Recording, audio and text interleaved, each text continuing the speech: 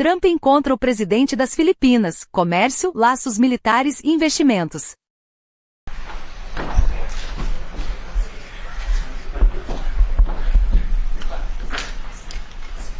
Well, thank you very much, everybody. It's a great honor to have President Ferdinand Marcos Jr. of the Philippines, a great family legacy, and highly respected in this country. I know that because I have many friends in the Philippines, and it's great respect, or I couldn't say it, so congratulations. We're going to be talking about trade. We're going to be talking about war and peace. They're a very important nation militarily, and we've had some great drills lately. We're back with them. I think I can say that the last administration was not getting along with them too well. They didn't get along with anybody. They didn't know. Honestly, they didn't know what they were doing. But we have some fantastic military relationships with the Philippines, and that's been reinstituted. And Pete, I would say that you couldn't be happier, right, with the relationship. Absolutely. Great partners. So I just want to say it's an honor to have you. We're going to talk about trade today, and we're very close to finishing a trade deal, big trade deal actually.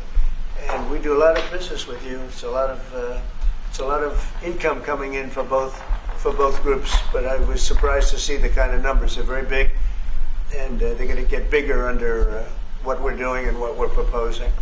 And I just want to thank you for being with us. It's a great honor. You and your representatives. It's really a great honor.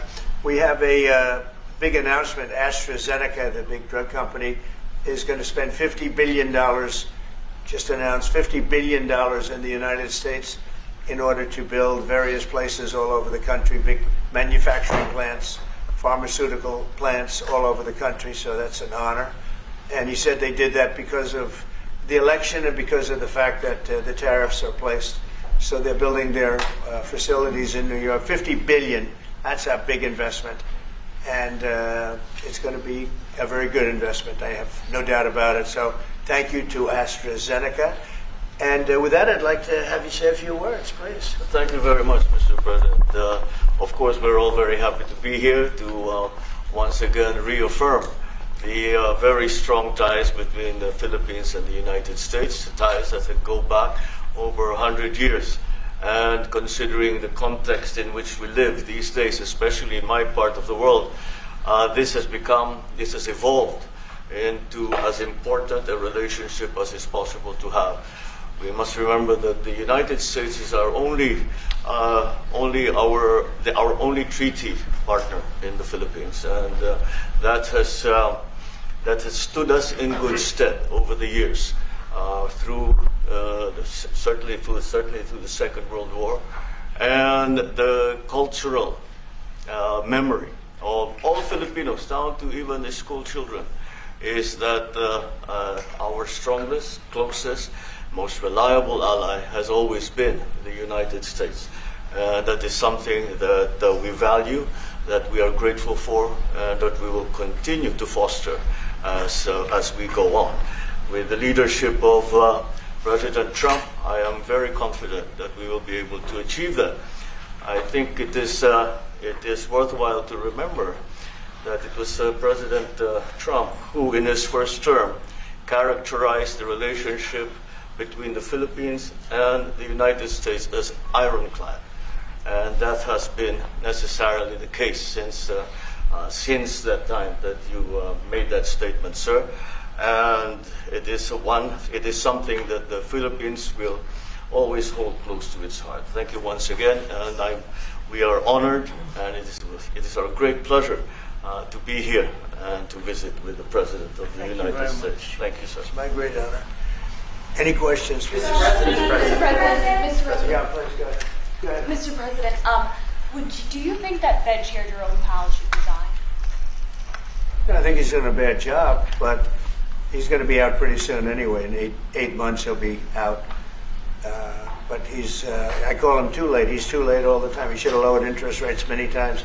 Europe lowered their rate 10 times. We lowered ours none. And it's causing a problem for people that want to buy a home. Look, our economy is so strong now, we're blowing through everything. We're setting records. You know that, you see that. And whether it's the Philippines or anyone else, we're setting records at levels that nobody's ever seen before. But you know what?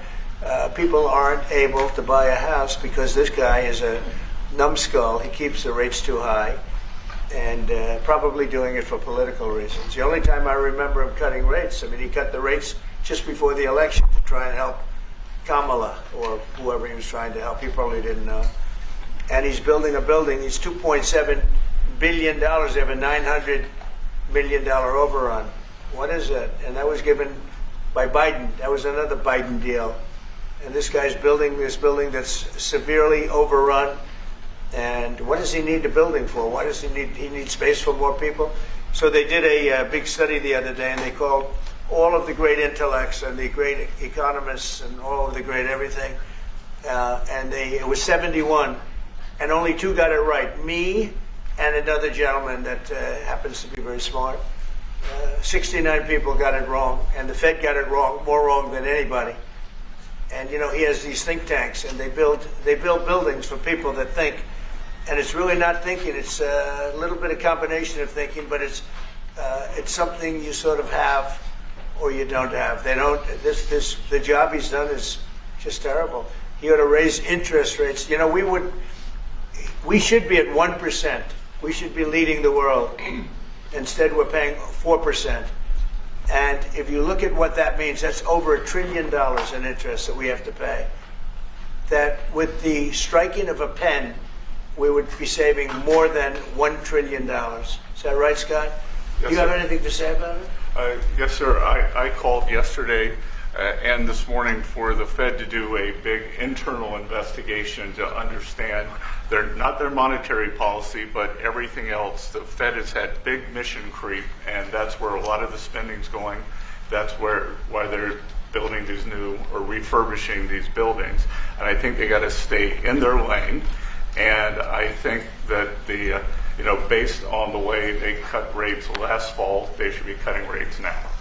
It's inconceivable. I know the Fed very well, that they can be spending $2.7 billion to build a building. They don't do anything. It's the greatest job. You show up one day, a half a day, you make a little speech, the economy's doing well, the economy's not doing well, we're going to raise interest. And he's got it wrong. That's why I call him too late, T-O-O, too late.